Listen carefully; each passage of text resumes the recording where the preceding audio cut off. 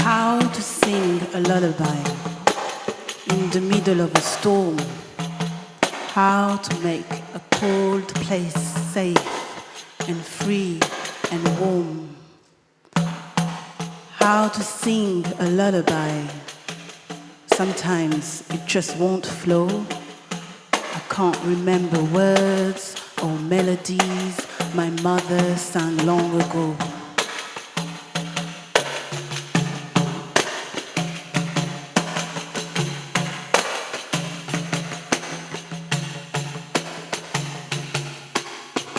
How to sing a lullaby against all these crashing sounds. These beeps, these bleeps, these chatter cheeps. Lost breath, I think I'll drown. How to sing a lullaby in this unit so intense. I've never known such chaos close to others' own immense. How to sing a lullaby when everyone can hear. They'll look, they'll laugh. I feel so daft.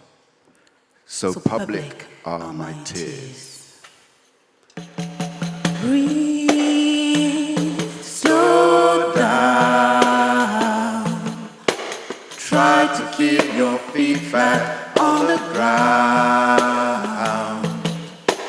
Breathe, hear its sound. Feel your belly rise, expand that safety net around. In And out. in And out.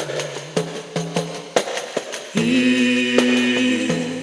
And out. in and out.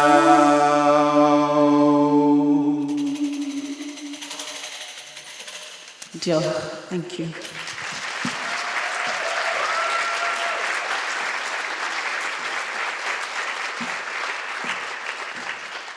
Hi, Boroda, everyone. It's a pleasure and honor to be here today in the WEAVE conference to present a really dear project of ours, Cocoon.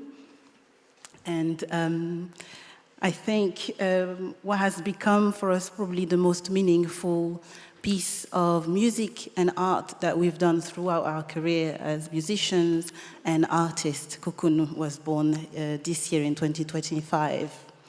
My name is Beatrice, or Bea. I'm a singer, percussionist, dancer, and rhythm and community has always been part of my work as an artist. I'm also a specialized osteopath, and here we have my husband, Will, who's a trumpet player, a multi-instrumentalist, creative practitioner as well in the community in different settings. And we both have two lovely children. His work also has become a little bit more into the therapeutic side of sound, delving into music production, and training to become a music therapist. If you had told us 2 years ago we would be here on a stage talking to a panel of people about a creation of ours in an arts and health conference, I would have found it hard to believe. I'm really proud that this conference is here today. These voices can be heard, and it's a real pleasure to be here, really, because what we have shared is really meaningful and important to us, and I believe you're probably the perfect audience to talk to about this. In fact, 2 years ago, almost to the day, I gave birth to our second child prematurely at 26 weeks. Our world turned into a spiral of unknown as the NICU, the Neonatal Intensive Care Unit in Swansea, became our second home for exactly 116 days, about 4 months. From this experience, Cocoon was born, and it was supported, thankfully, by the Arts Council Wales this year, and as well as the Elysium Gallery in Swansea. Yeah, so morning, Borada. Thanks, Bea. A lot of the photos we show up here will be from the research and development sharing session that we worked on, except for this one, which is from the NICU ward itself.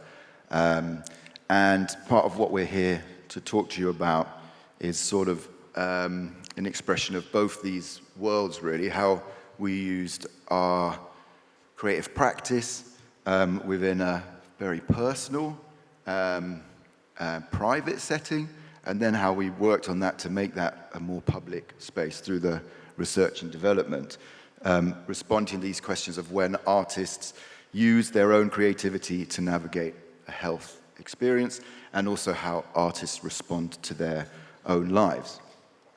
And so beginning with the personal, really, to show, this was our sort of world for a while. Music for us has always been a way of connecting with ourselves and others, but for some it doesn't come so easily. But it is difficult sometimes not to talk to a baby or a child without turning words softly into song. It's not for nothing that people use lullabies and hums to soothe their children. Sometimes it is the only thing that will soothe them to sleep. Confronted by this extreme health situation of being pulled away from your baby, with a baby in incubator, song and music to soothe our baby came very naturally when touch was taken away. During this time, I just started my music therapy course and was like sort of clinically researching how music could help a baby in that developmental progress. There's loads of stuff out there, but it quickly became obvious that it wasn't just the music for our baby, it was music for us and the more sort of wider community around one person's health. It was a way of us connecting with our baby, connecting to ourselves, connecting to our community and our other child at the same time. Bea had bought this instrument, the thumbpiano kalimba, to play to our child during the 3rd trimester. So the idea was to have it rested on the belly and playing nice songs through the walls of her belly. But our daughter spent her last trimester in this incubator. So I'll never quite forget the first time that Bea decided to bring this instrument into the ward, into this very sort of clinical and difficult, chaotic and intense setting. And her coming back with such joy at the experience of sharing music, and that this instrument brought it was a vehicle for more connection. This sort of joy that you said as you came, sort of noticing the heart rate monitor be affected with it, this feeling of connection, and a felt response from from our child. It was over words and feelings and actions. It was a very felt experience. We use music at home with our other children, with our other child, listening to music, creating lyrics and songs away from this setting, composing ideas as ways of dealing with what was going on, trying to, as Tracy says, or trying to make sense out of it all. Trouble didn't go away, and it was difficult, and is difficult. It's a process to go through, but it did give some support to digest and frame it. And we then created this project called Cocoon. Cocoon was this idea of how music and connection was created. Through this creativity, this art, the music, we created a sort of umbrella, like a force field, a bubble, and a timeless space that was ours and that was natural in a very unnatural setting. I think this was so significant as an experience for us in NICU, that music became a real companion of our story, of our postpartum experience, that we wanted to develop a practice to share our story to the public. And I think the desire of sharing some of the experience, not all, some of the experience publicly, came from two things: music and also the isolation. So the music part of that desire is the fact that we composed a lot of those themes and songs during our time there in NICU. They become melodies that we played also at home and later on, and we also wanted to respond to this time that was such a fragile and vulnerable situation, as well as traumatic. But we wanted to explore it in a more artistic way and maybe produce some of those songs, and there's nothing more beautiful but to share a song to others. So that was the motivation. And the other motivation, I think, was the isolation part of it, which is how, as parents in NICU, during our time and also afterwards, after our time in NICU were discharged, our daughter was back home, and it's always felt quite difficult to talk about what we've gone through to other parents or family, friends. NICU is such a secret bubble in the hospital world. Unless you're going through it or you're working in it, I think it's really hard to imagine probably half of what people go through in there and half of what happens in there. Even our midwives, for some, had never stepped into the unit. And that often meant that it was hard to feel understood, hard to connect to the rest of the world, of our world. And creating a space where our voices could be heard safely was one of the reasons for that seed of music to grow into an art project. This is a picture of the space that we created in the gallery in Swansea. And I love the sort of abstract of it, because it really shows how it was such a shift in our perception of what has happened, a transformation as well of all of this birth trauma into maybe a more healing space. But we put loads into that. We just poured our heart out into the space and into the songs as well. We produced about 8 songs in total. They're all online. I'll tell you more about where you can find them in a bit. But when Cocoon received funding in May 2025 this year, we had 2 months in our hands to research and develop it. And what that research was in fact a series of discussions with the healthcare professionals, consultants, specialists, nurses that we had known through our time there, because we were there for so long, we got to know the whole team. And we explored the theme of family integrated care. Family integrated care is an approach that the Neonatal Unit promotes for babies and their families to be able to connect with each other and also thrive, I would say, in a very clinical setting, thrive as family. How to be parents in NICU is nothing like how to be a parent back at home. So following our research, we got into more of the production of the songs, of the themes. We spent a couple of days a week in our space in the gallery in Swansea to compose, develop themes, songs, reflect further, cry out, everything, laugh, all of it. It's all there. And we wanted to share it. But we wanted to share it musically, and it became also very visual. I think our collaboration with Beth Marsden is a Welsh painter in the south of Wales in the Gower. And she really helped us through process work for a whole day of guiding us to create a whole painting throughout the whole gallery. So it's like a whole wall, a fringe going all around the gallery, becoming chaos and disruption in all sort of shapes and colors and hands on the walls. We were blindfolded. It was creation. It was really creation. And our sharing event became an immersive show because of all these visuals we started putting into the space, which became our piece. Yeah, thanks. So, yeah, as Bea said, it became this immersive experience. So immersive art is something we had little experience of, other than maybe thinking about it, talk here. We're both involved in carnival arts, parading, and how music, dance, and costume and art sort of transforms an outdoor space and sort of changes an area and space. I feel like some of that sort of love of immersion sort of came out in this. But we decided to create this, rather than creating an album of music, we wanted to sort of push ourselves creatively to do this.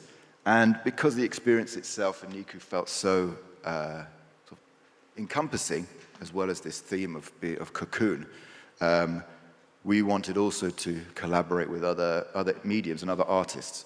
So in collaborating with Beth, as you were describing, we took these themes of the hands. That became a theme that we sort of developed from chatting to Amanda, who's over there, and some of the other staff. Was a huge sort of theme and idea that came through the experience of being able to touch the danger and help of hands, as well as the many hands that held our baby. And this idea of a roller coaster. A lot of the NICU ward, a lot of the nurses and practitioners we'd sit with and would talk with a lot, often talked about the experience being a roller coaster. And it was one that we spoke, a roller coaster with the lights off. So part of the process and doing and creating the immersive art was that sort of process of blindfolding and trying to make sense of it. So when we were kindly given this space by the awesome Elysium Gallery and Studios down in Swansea, thanks Elysium, and it sort of quickly became a kind of site-specific experience, process. We found we had these two rooms, one which soon became a representative of the hospital, of the clinical cold white walls of the hospital, of the turbulence, the roller coaster, the mechanics, the difficulty in connecting and in finding a safe space within the hospital with your baby. And then this other space to the side of it, which became the cocoon. And we represented in some of the art and music that went along with it of a more calm, connecting, warm, safe, and natural world with the strong connection to the sea and the calm of the sea. Part of something the research and looking at the family integrated care was the fact that we were able in the hospital to have these noise-cancelling headphones, which meant that parents and family carers could stay by their baby's side, by the incubator side, for as long as they wanted. You didn't have to move when a doctor 2 feet away was telling someone else going through their own chaos, what was going on. It was a hugely tiny, but hugely important thing that supported our well-being, the wider well-being of our baby and our family.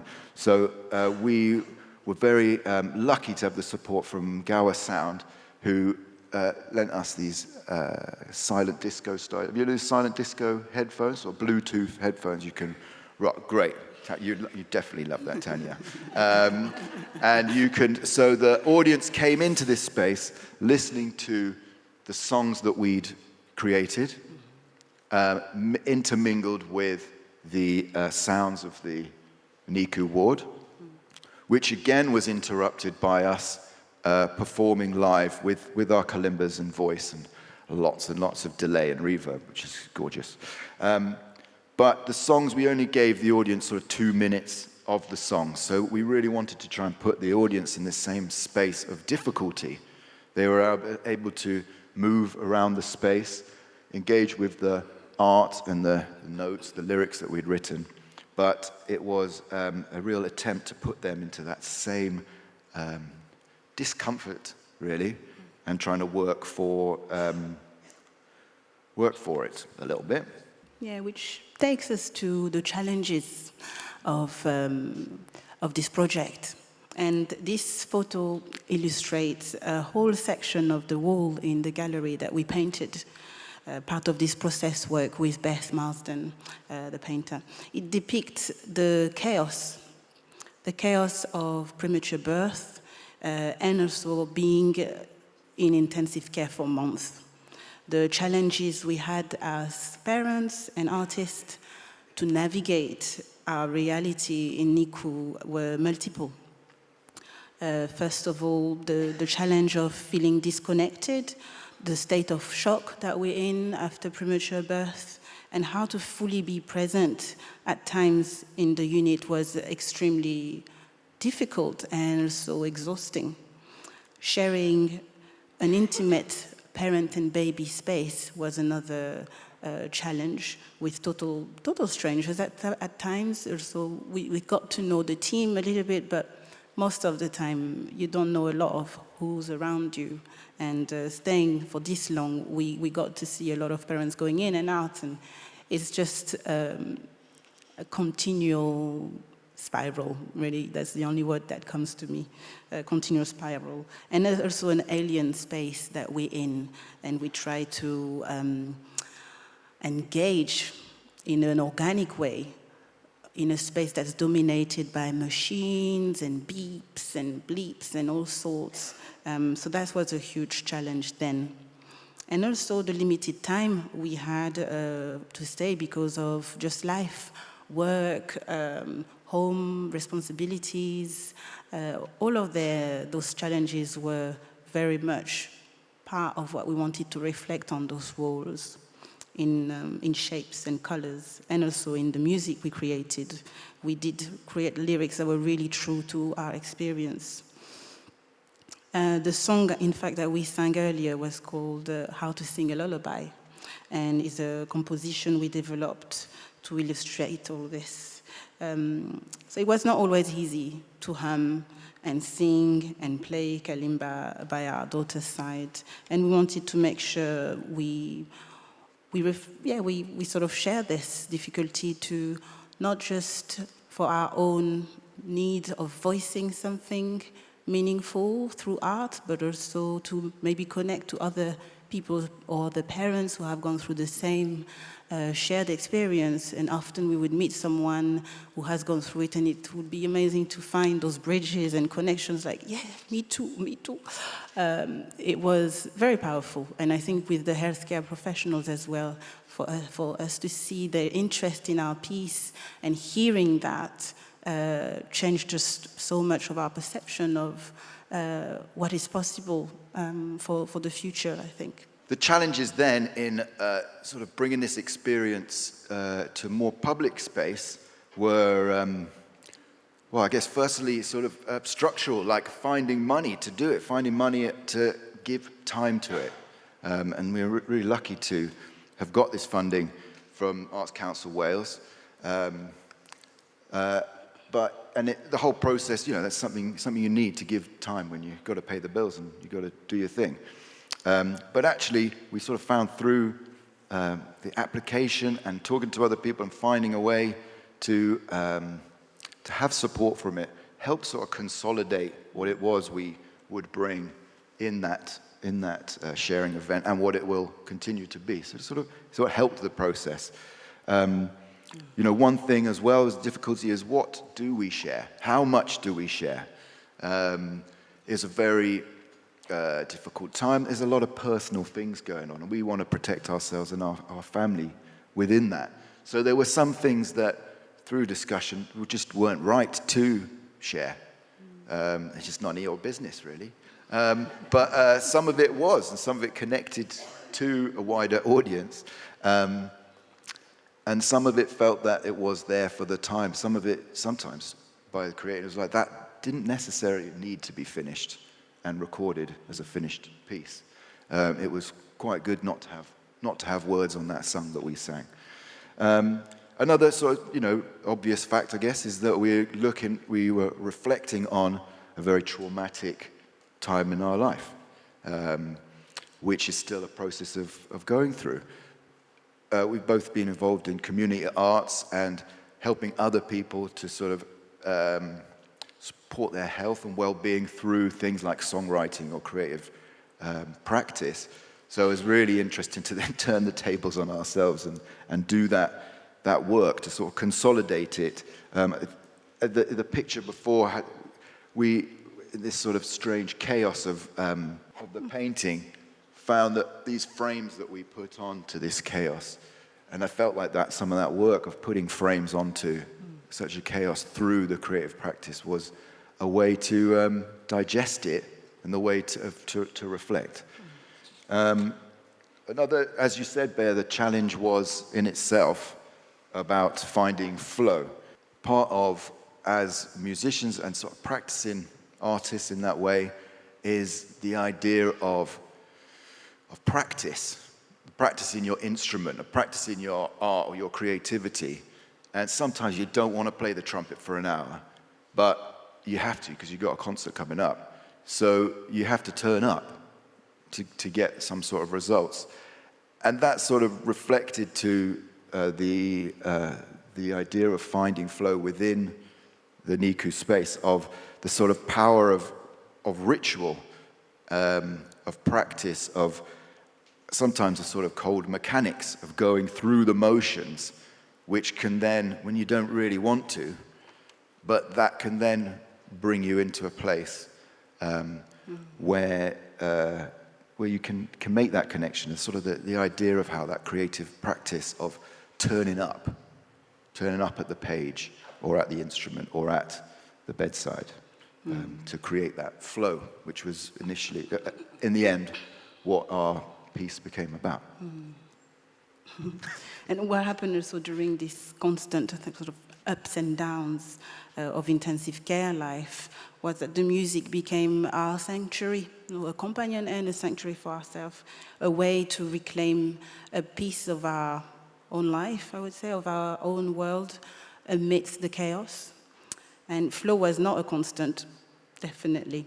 It was more like a state we would find ourselves in, where the beeps, disruptions sometimes could melt away at the sound of the kalimba or humming a song, a bit like this.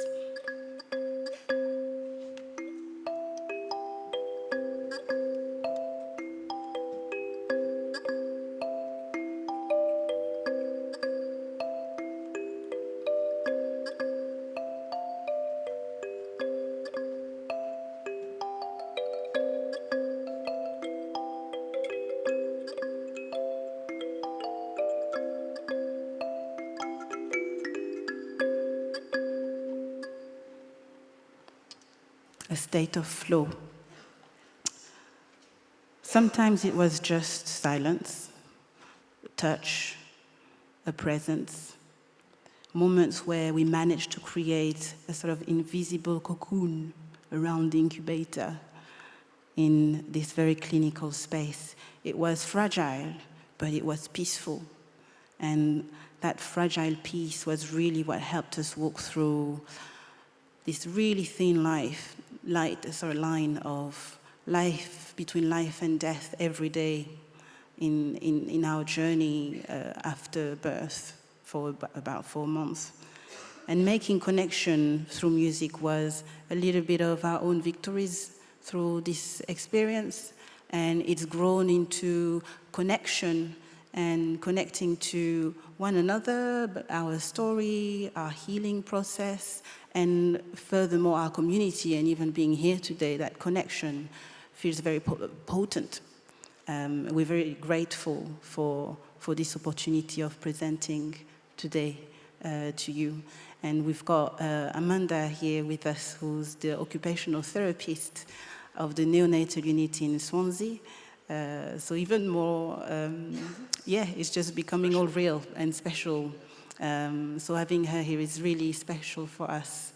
And she's going to be able to tell you a few more ideas about her perspectives and their own perspective as a healthcare profession. But Jorgen Var for having us. It's really beautiful to be able to share this with an audience like you. Thank you, Thank you very Tracy, much, for having Cheers. us.